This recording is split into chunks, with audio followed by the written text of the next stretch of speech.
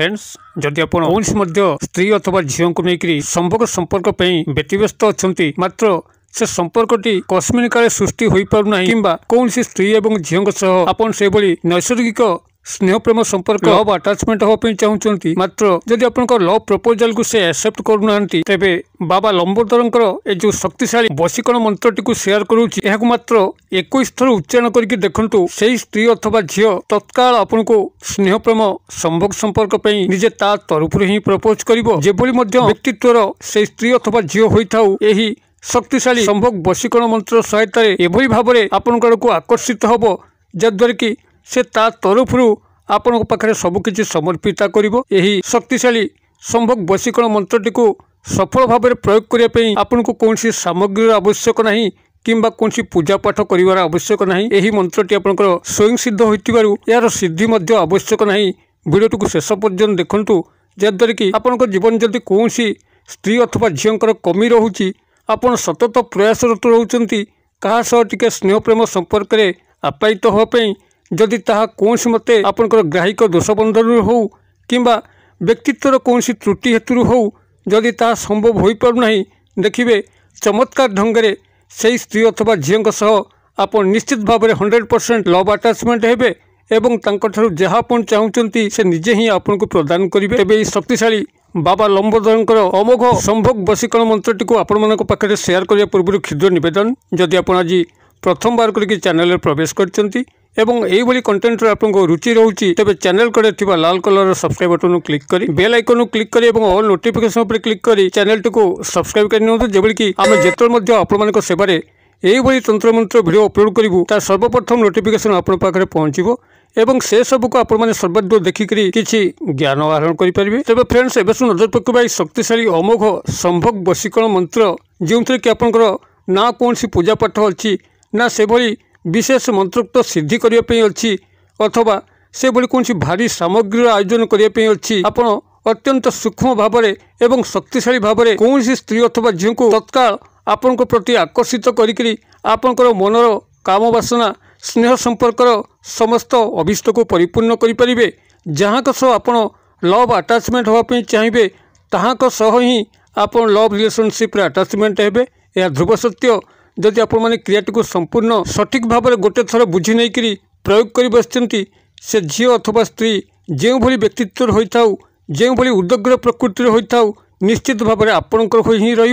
आपण को व्यतिरके से अन्य कौन पुरुषर छाया स्पर्श करना तेबे बाबा लंबोदर यही शक्तिशाली अमोघ संभोग वशीकरण मंत्रटी को आपण कौन दिन रात्र समय ही आप आरंभ करें आप तिथिवार नक्षत्र आवश्यक नहीं जदि आप बुधवार दिन ही आरंभ कर आपको सर्वोत्कृष्ट फल प्रदान कर जिते बुधवार रात आप शयन करने जाऊँच आपंकर मुखटी को उत्तर किंबा पूर्व दिग को रखिक से स्त्री अथवा झील संपूर्ण भाव में मानसिक कल्पना करी जो संभोग संपर्क हो किंबा स्नेह संपर्क लव रिलेशनशिप हो जहाँ आप संपर्क को आशा करते से संपर्क एक काल्पनिक चित्र मन मध्य रखिक आप शक्तिशाली मंत्रटी को केवल 21 थर उच्चारण करेंगे। गोटे पानी ग्लास को हाथ में धरिक पानी ग्लास आप आनी शुद्ध काच ग्लास काच ग्लास व्यतिरिक्त अन्य कौन ग्लास हम ना काच ग्लास जो थे कि आप कौन प्रिंट पड़ नई गोटे काच ग्लास को आप संग्रह करेंगे और काच ग्लास आप शुद्ध जल को भरवे शुद्ध जल को भरिक आप काच ग्लास को हाथ में रखिए और काच ग्लास पानी को चाहिक आप 21 थर यही मंत्र को उच्चारण करेंगे और मंत्रोक्त उच्चारण पर आप से काच ग्लास जतिक पानी अच्छी ताकू ढोक ढोक करी आप संपूर्ण भाव में पीकरी रात्र शयन करेंगे से झी अथवा स्त्री मानसिक कल्पन एवं सकाळु जे भली आपण माने उठिबे उठी सारा पुनराय से शज्या उपर बसिक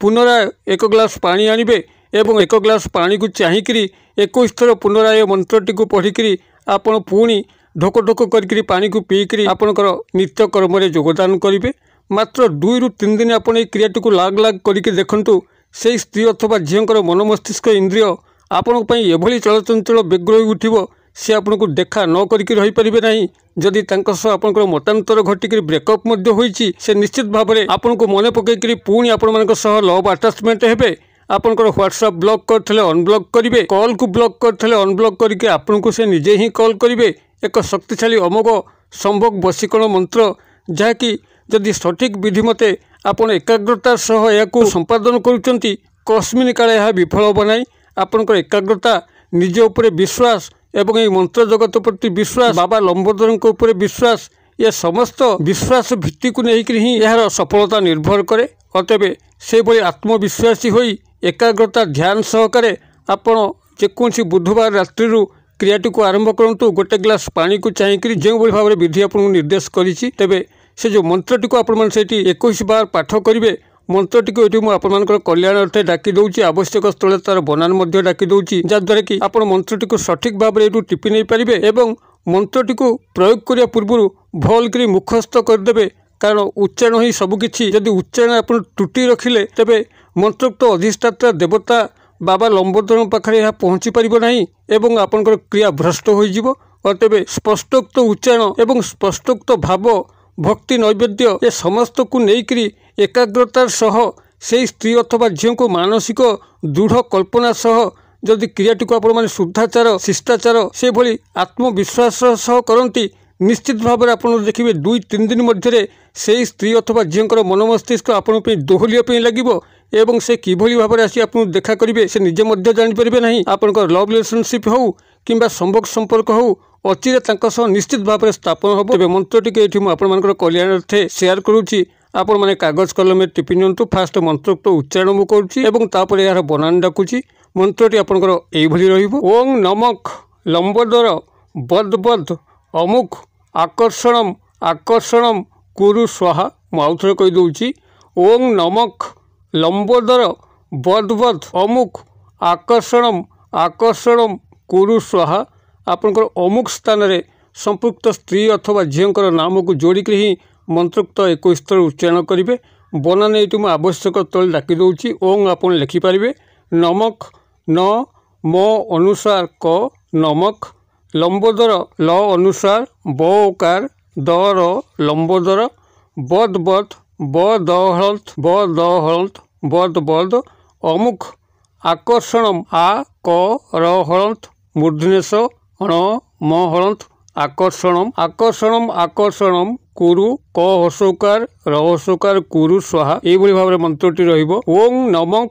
ଲମ୍ବୋଦର ବଦ୍ ବଦ୍ ଅମୁକ ଆକର୍ଷଣମ୍ ଆକର୍ଷଣମ୍ କୁରୁ ସ୍ୱାହା। ମନ୍ତ୍ରଟିକୁ ମୁଁ ଆଶା କରେ ଆପଣ ସଠିକ୍ ଭାବରେ ଟିପି ନେଇଥିବେ ଏବଂ ଏହାକୁ ପ୍ରଥମେ ମୁଖସ୍ଥ କରିକରି ସଠିକ୍ ଉଚ୍ଚାରଣଗତ ତ୍ରୁଟିକୁ ସଜାଡ଼ି ନିଅନ୍ତୁ ଏବଂ ଯେକୌଣସି ବୁଧବାର ରାତ୍ରି ଠାରୁ ଏହାକୁ ଯେଉଁଭଳି ଭାବରେ ବିଧି ନିର୍ଦ୍ଦେଶ କଲି ନିଷ୍ଠାର ସହ, ଏକାଗ୍ରତାର ସହ ଏବଂ ବାବା ଲମ୍ବୋଦରଙ୍କ ପ୍ରତି ଭକ୍ତି ନୈବେଦ୍ୟ ସହ ଏହାକୁ 21 ଥର ଗୋଟେ ଗ୍ଲାସ ଜଳକୁ ଚାହିଁକରି ଉଚ୍ଚାରଣ କରନ୍ତୁ ଏବଂ ଗ୍ଲାସ ପାଣିକୁ ଢୋକ ଢୋକ କରିକି ପିଅନ୍ତୁ। ଏହା ଚମତ୍କାର ଶକ୍ତି ଆପଣ ନିଜେ ହିଁ ନିର୍ଦ୍ଦେଶନ କରିବେ। ଯଦି ଭିଡ଼ିଓର ବାର୍ତ୍ତା ଆପଣଙ୍କୁ ପସନ୍ଦ କରୁଥାଏ, ନିଶ୍ଚିତ ଭାବରେ ଏହା ଗୋଟେ ଲାଇକ୍ କରିବେ। ସାଙ୍ଗସାଥି ମହଲରେ ଯଥେଷ୍ଟ ମାତ୍ରାରେ ସେୟାର କରିବେ। ଭିଡ଼ିଓର କ୍ଷୁଦ୍ର ପରିସର ମଧ୍ୟରୁ ମୋତେ ଏଇଟା ବିଦାୟ ଦିଅନ୍ତୁ। ପୁଣି ଆପଣମାନଙ୍କ ସହ ଦେଖା ହେବ ଆଉ ଏଇଭଳି ଏକ ଶିକ୍ଷଣୀୟ ଭିଡ଼ିଓରେ। ସେ ପର୍ଯ୍ୟନ୍ତ ଦର୍ଶକ ବନ୍ଧୁ ଆପଣମାନେ ସମସ୍ତେ ମଙ୍ଗଳମୟଙ୍କ କୃପାରୁ ଭଲରେ ଥାନ୍ତୁ। ରହୁଛି।